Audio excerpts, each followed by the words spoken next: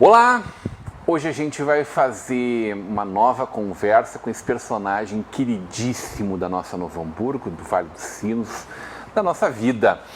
Corajoso, determinado e inovador, natural de 2 irmãos, filho do seu Luiz e da Dona Maria, estudou filosofia em Viamão e teologia na PUC.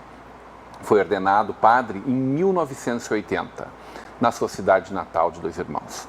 Tem um trabalho incrível na periferia do bairro Rondônia, criador da Pastoral da Saúde, do CEDIPAV, com 8 livros escritos. Seu mais recente, Confidências, Experiências e Vivências, traz muito da sua trajetória e dos trabalhos realizados. Hoje teremos uma conversa de peso com o Padre Paulo Wendling. Padre Paulo, que honra sempre poder estar com o senhor. Seja muito bem-vindo para essa conversa de peso. Uma alegria estar aqui com você, Rodrigo, e com os seus telespectadores também. A gente já teve a oportunidade, alguns anos atrás, poder conversar. Sim. E poder contar um pouquinho da sua trajetória, da sua vida. Mas o senhor é uma conversa deliciosa sempre professoral, catedrático, sobre um monte de assuntos, mas sobretudo sobre vida, sobre harmonia com a natureza, né? Recupera um pouquinho dessa paixão pela natureza com a gente, padre. Bom, a paixão pela natureza, ela vem das raízes da família da gente. Eu sou filho de pais agricultores, eu também trabalhei na roça, né? E de lá vem essa harmonia que se vivia com a natureza e também quando se fazia uso da natureza para o benefício da vida, de cuidar da saúde e de todos os alimentos que se extraía da terra para o consumo humano, né? O padre, o senhor é criador do CEDIPAV, né?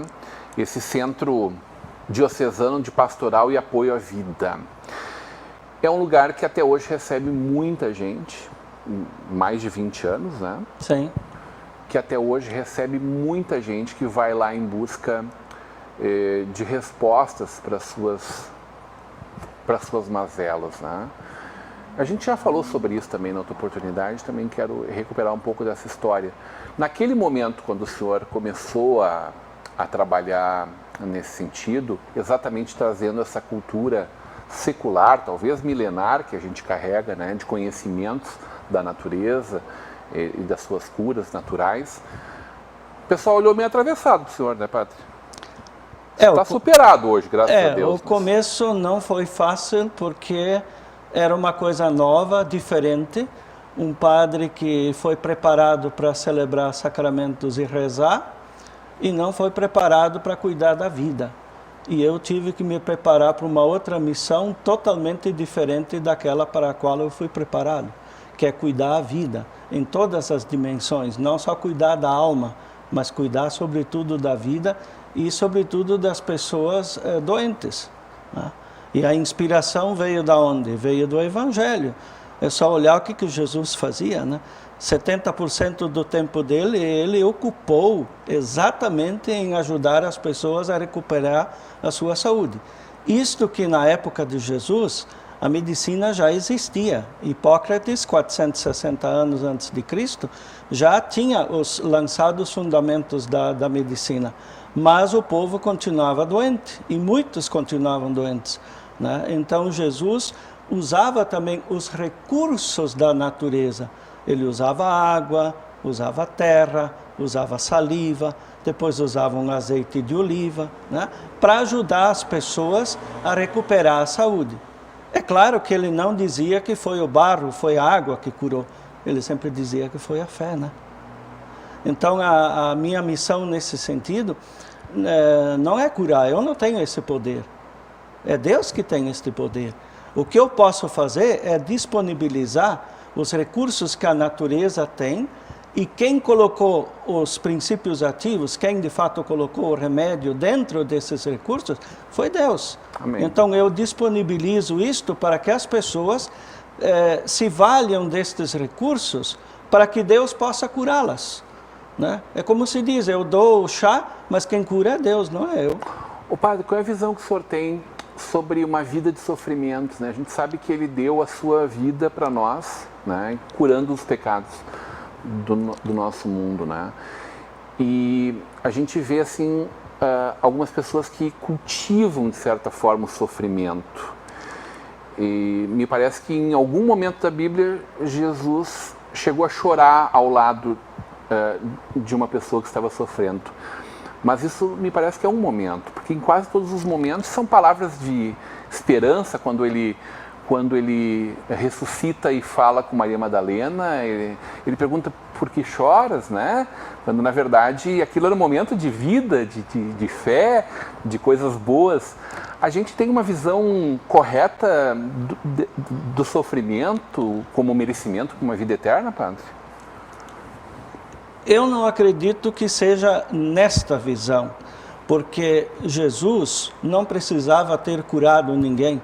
Ele poderia ter dito, olha, você vai para o céu, então para que eu vou te fazer enxergar ou andar, ou tirar essa sua dor, ou tirar a sua lepra? Não. Jesus justamente nos mostra que Deus quer que todos vivam bem e que todos sejam felizes. A doença, ela não é de Deus, ela é própria do desequilíbrio do ser humano. O ser humano não é perfeito, nós buscamos a perfeição. E a doença muitas vezes é um caminho justamente para a gente encontrar a perfeição, a gente melhorar, corrigir os rumos da própria vida. É um puxão de orelha, então? Podemos até dizer, né, mas não no sentido de castigo. Eu não vejo isso como castigo, né? Mas sim como uma oportunidade para a gente ser melhor. E mais, Jesus não curou ninguém para ficar bom só para si. Olhem a sogra de Pedro. Jesus chega lá com os apóstolos, certamente com sede, com fome, né? E ela está na cama. Não pode nem fazer um cafezinho, diríamos, né? Um bolinho para eles, né? Nada. Ela está doente. Então Jesus vai lá e ajuda ela a ela se erguer de novo. E o que é que ela vai fazer depois? Ela vai servir. A doença, ela nos limita, ela nos isola, né? E a saúde, ela é para a gente fazer alguma coisa e em benefício dos outros. E Jesus nos mostra isso perfeitamente. Então eu não vejo que a doença seja um castigo. Ah, Deus me castigou. Deus é Pai, Deus não tem maldade nenhuma e nenhuma necessidade de castigar quem quer que seja, né? Se eu rezo muito, mas eu atravesso a rua e não olho para os lados, né? Aí vão dizer, o cara me atropelou, foi Deus que quis mais. Deus me castigou. Não.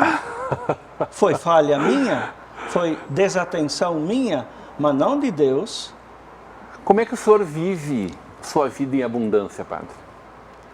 Olha, à medida que a gente vive para os outros, a gente ganha vida em abundância, né? O grande sentido da vida é justamente a gente fazer os outros viver melhor do que eles viveriam se a gente não existisse. Quando as pessoas vêm lá e dizem assim, padre, eu melhorei, eu consegui dormir, eu estou sem dor, meu estômago melhorou, né? Eu consigo rezar melhor agora, né? Eu consigo me relacionar melhor com os outros. O que mais que a gente precisa? Porque Deus não vai mais descer do céu e vai falar para o outro, olha, toma esse chá, cuida disso, tira esse ódio do teu coração, né? Deus não vai fazer isso. Mas Ele colocou nós aqui para fazermos isso.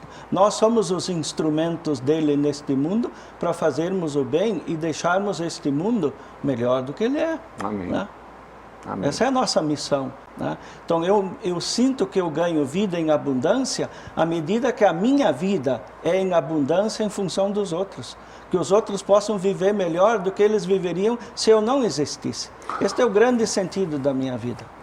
Eu adorei receber esse presente do senhor. Eu não estava aqui na TV quando o senhor me trouxe. Fiquei muito feliz em ver. E um trabalho de muito fôlego, né? Um rico... É quase um manual para a vida isso aqui. Mais do que uma confidência, é um compartilhamento generoso das coisas que o senhor viveu, enxerga, sua visão de mundo. 40 anos de ordenação sacerdotal. Que confidências que tem aqui, Padre Paulo? Olha, aventuras da minha vida,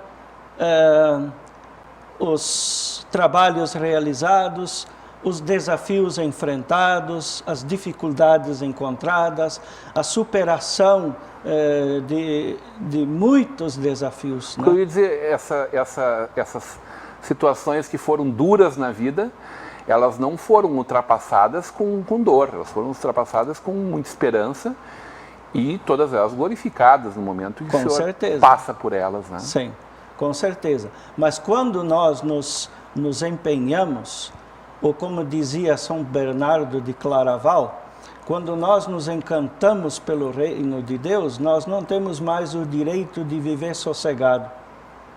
Não temos mais esse direito. A inquietude faz parte da gente buscar sempre novos desafios, a superar as dificuldades que nos são apresentadas. Quando eu olho para trás, quando eu comecei este meu trabalho, há mais de 30 anos atrás, na área da saúde, eu não tinha nenhum conhecimento, nenhum preparo para isso. Então eu fui me desafiando no dia a dia, a me preparar, como continuo a me desafiar para poder dar resposta aos desafios que me são apresentados. Né? Então Deus vai nos capacitando, Ele vai nos entusiasmando pelo trabalho, porque é o trabalho que Ele precisa. Ele iria fazer, mas Ele não vai fazer. Alguém tem que fazer. Então, para mim, não ser só um padre que sabe rezar, ou que reza a missa, que celebra os sacramentos, mas ele olha a vida numa outra dimensão, na sua totalidade. Então, isto é um desafio para mim, e isto me faz viver, e Deus abençoa sempre dando vida em abundância para a gente, quando a gente dá essa vida para os outros, que também a merecem e precisam dela. Instrumento dele, Padre. Com certeza, um instrumento de Deus. Amém. Quero conversar com o senhor sobre esse momento que a gente está vivendo, né? Esse momento triste da humanidade, de tantos irmãos que partem de uma forma injustificada. Em maior ou menor grau, é impossível a gente não estar sofrendo com o que a gente está vendo, mesmo as pessoas que estão mais preocupadas pela perda do dinheiro, aquelas que evidentemente estão muito preocupadas de levar alimentos para sua família, subsistência para sua família, mas eu acho que sobretudo as famílias que estão enlutadas, as pessoas que estão tristes de perder as pessoas queridas de forma prematura, né? Quando diz assim, mas ele tinha comorbidades. Conheço um monte de gente que tem comorbidade, vai viver mais 40 anos com as drogas ou com os remédios naturais, com o que for, vão superando as dificuldades. E que com certeza não iriam nesse momento. E agora a gente está vendo a gente morrendo, aparentemente com muita saúde. Quer dizer, está piorando esse negócio aí. E quero também saber do senhor como é que está o nosso Papa, né? Tão festejado por uns, questionado por outros, mas me parece que um ser humano de um coração gigante. Vamos conversar sobre isso na volta do intervalo, hoje numa conversa de peso com o Padre Paulo Wendling.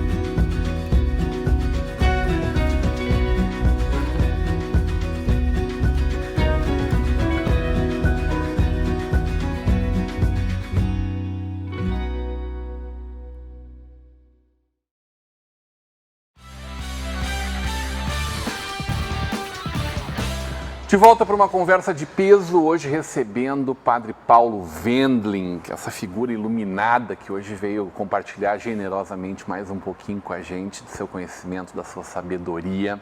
No oferecimento de Sicredi, juntos construímos comunidades melhores. Faculdade INH, aqui você vive o conhecimento. Mercator Feiras e Eventos, tivemos aí postergado o SIC, né, para 2022, mas confirmadíssimo a 0 grau em novembro de 2021. Esse momento difícil que a gente vive, que leva a essa decisão, mas que fatalmente a gente vai estar felizes, festejando a recuperação, um novo momento do calçado da nossa economia, se Deus quiser, em novembro de 2021. Apoio de Locofer, fechaduras e acessórios. Padre Paulo, antes de a gente terminar o primeiro bloco, eu lhe provocava, no melhor sentido da palavra, de duas questões que são muito caras a nós, a nossa fé e ao nosso universo católico também, né? Momentos muito tristes que a gente está vivendo com essa pandemia, né? Como é que o senhor está enxergando esse momento, padre?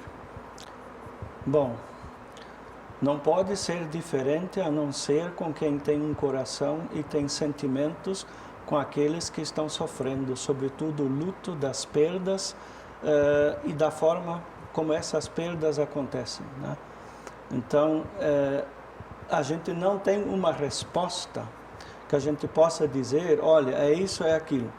O mundo, nem a ciência ainda não tem uma resposta para tudo. O que nós podemos concluir? Que nós, seres humanos, precisamos realmente sair melhores desta crise mundial que está sendo provocada por um simples vírus, que não é uma gripezinha. É um vírus que está realmente e letalmente levando vidas que poderiam estar entre nós ainda, né? Quando eu estive na Alemanha em 2019, na última viagem lá se comentava muito que algo estava como que fermentando no mundo que chamaria as pessoas a pensarem um pouco mais em si, nos outros, não nessa busca desenfreada pelo dinheiro, pelo consumo, que gera este sistema capitalista que nós estamos vivendo. Mas ninguém sabia o que seria isto, mas se cogitava, a gente nos bastidores com as pessoas conversavam isto e eles estavam preocupados com isso, né? Mas eles pensavam muito mais talvez numa guerra do que propriamente num vírus, né?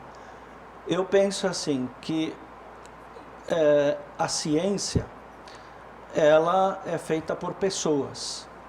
As pessoas estão em busca e são inspiradas de fato por Deus a buscarem o melhor para o mundo, para si e para todos, né?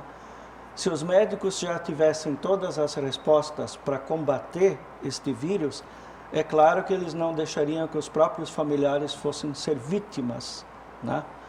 Se um chá resolvesse isto, é claro que seria um milagre, mas não existe ainda. O que nós sabemos, o que eu acompanho, leio, estudo, escuto, né, é que precisamos continuar a cuidar e nós precisamos continuar a nos melhorar para sairmos de fato dessa crise um pouco mais cooperativos e mais solidários uns com os outros, né? A solidariedade, ela nos faz superar todas as dificuldades.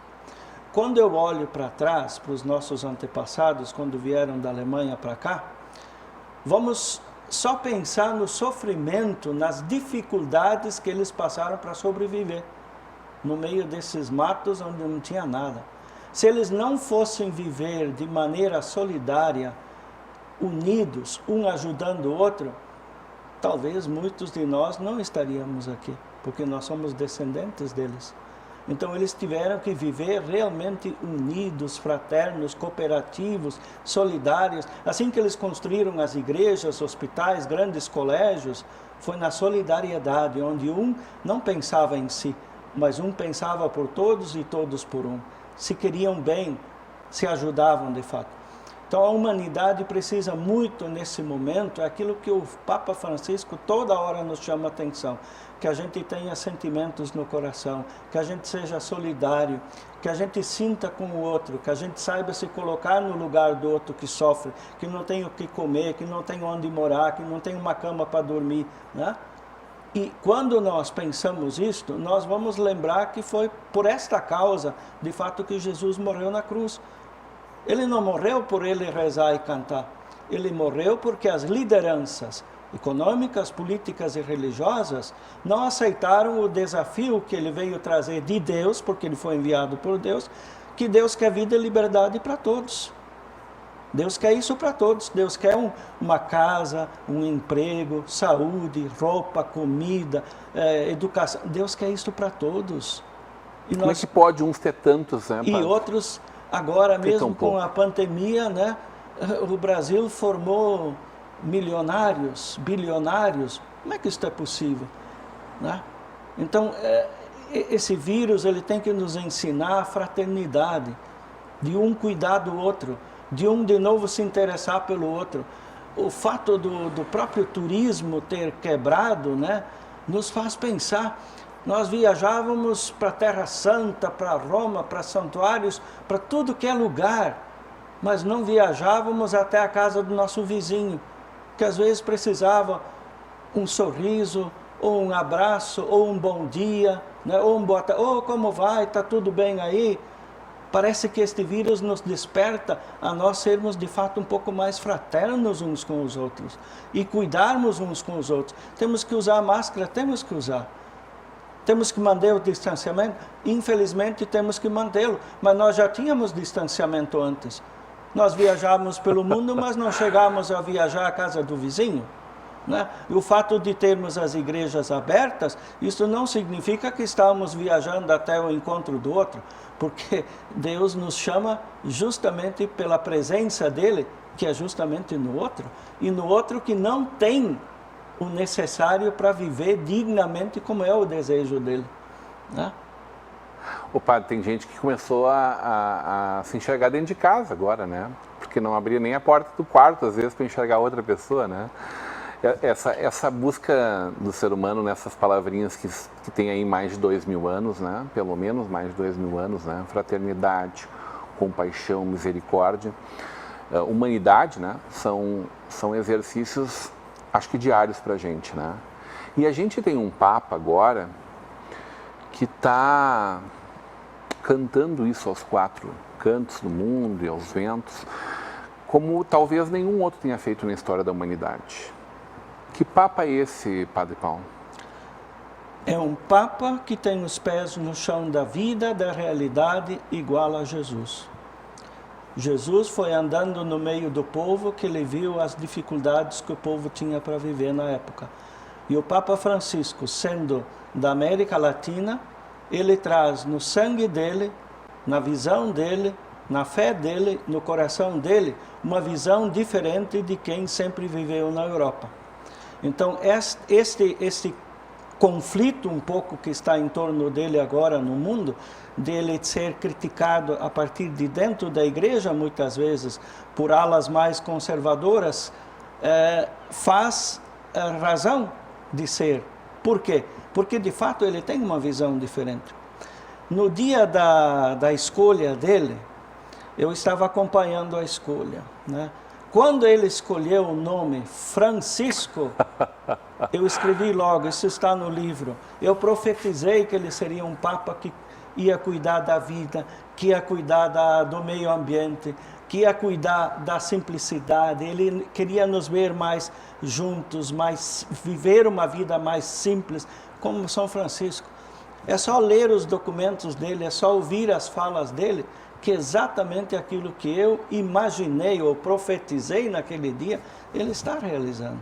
Ele é fantástico, porque ele nos desafia diariamente.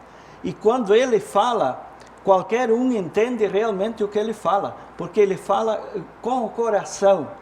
Ele não fala só como um intelectual, com alguém que é inteligente, que quer usar palavras bonitas. Que é um grande intelectual. Claro, né? mas ele fala com o coração.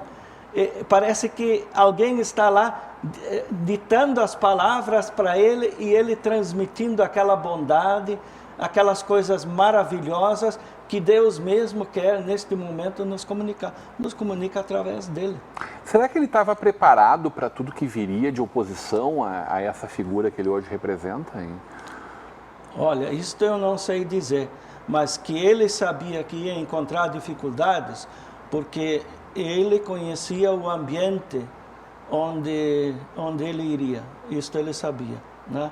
Aquele livro... Sim, ele já era um cardeal, né? Já só vivia ler no meio deles. os últimos livros dele, que um jornalista escreve a partir de entrevistas com ele revela um pouco essa preocupação toda, né? Dos desafios que ele ia encontrar. O próprio fato dele morar no Santa Marta, não morar junto com os outros lá, já foi um grande desafio de diferente que ele fez na história. O fato dele escolher não morar onde os outros moravam, né? Com toda a suntuosidade que aquele lugar oferecia. O Papa Paulo VI, ele deixou um legado, depois do concílio, que foi justamente de fazer a reforma da Cúria Romana. E sem a reforma da Cúria Romana, nós não vamos reformar a Igreja. Não há como reformar a Igreja sem reformar a Cúria Romana, sem desestruturar uma estrutura que está enferrujada em muitos aspectos há mais de 2000 anos. E qualquer Papa que tenta mexer nisso, é claro que ele vai encontrar oposições. Mas a gente entende a oposição dentro da Igreja, né, padre? Mas fora da Igreja também? Quer dizer, vamos lá, de católicos que não vivem a parte política da Igreja, né? Este é o grande desafio da palavra de Deus. A palavra de Deus, se ela não nos levar ao encontro do outro, ela de fato não nos leva a Deus. Olha só. As pessoas pensam... Se ela não nos levar ao encontro do outro, ela não nos leva a Deus. Não nos leva a Deus. Porque Deus se manifesta no outro. Esta foi a revelação que Jesus nos fez. Por isso Deus não vai perguntar no final da nossa vida se nós fomos na missa, se nós comungamos todos os domingos. Ele não vai perguntar isso. Ele vai perguntar: eu estava com fome, o que é que você fez por mim? Eu estava doente, o que é que você fez? Eu estava sem casa, sem trabalho, eu estava sem cama, sem casaco, eu estava de depressão, estava deprimido, o que é que você fez por mim? E ele diz claro lá: tudo que vocês fizeram ao menor dos meus irmãos, foi a mim que o fizeste. E o que não fizeste ao menor dos meus irmãos, foi a mim que o deixaste de fazer. Quando o senhor fala, evidentemente, dos pés no chão da América Latina, evidentemente são uma figura de linguagem para falar também os pés no chão da Ásia, a propriedade que ele tem de se colocar no lugar dos nossos irmãos do Oriente Médio, e sobretudo da África, né? Sim, com certeza, né? Porque ele tem uma visão diferente, ele viveu isto, ele viu isso com seus olhos. É o primeiro Papa fora da história, fora da Europa. Fora da Europa. Então, quem está na Europa tem uma visão.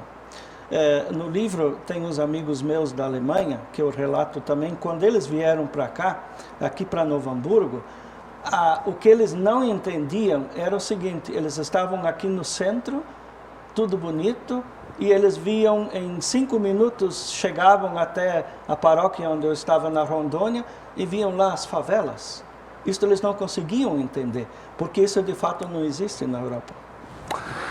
Adorei conversar com o senhor, é sempre uma alegria poder estar com o senhor. Quero agradecer demais o carinho sempre com a gente também, Padre Paulo, e pedir que o senhor deixe uma mensagem final para os nossos telespectadores. Neste momento de crise, de dificuldades que nós todos, de certa forma, estamos vivendo, nós não podemos perder a esperança. Temos que ter esperança, e temos que ter esperança um no outro, porque é juntos que nós vamos sair dessas dificuldades, é junto que nós vamos reconstruir a economia, juntos que nós vamos reconstruir a nossa fraternidade, que também de certa forma se quebrou, não podemos festejar, não podemos celebrar, né? Tudo isso nós podemos um dia fazer de novo, mas nós precisamos nos cuidar e realmente cuidar dos outros, e ter esperança e confiança também na ciência, né, que muitos estão realmente preocupados e ocupados em encontrar uma solução para que este momento de dor, de sofrimento, seja de fato superada com Deus e com a ciência também. Amém! Hoje numa conversa de peso maravilhosa com o padre Paulo Wendling. Continue agora com a programação da nossa Vale TV, da nossa rede Comunidade de Televisão.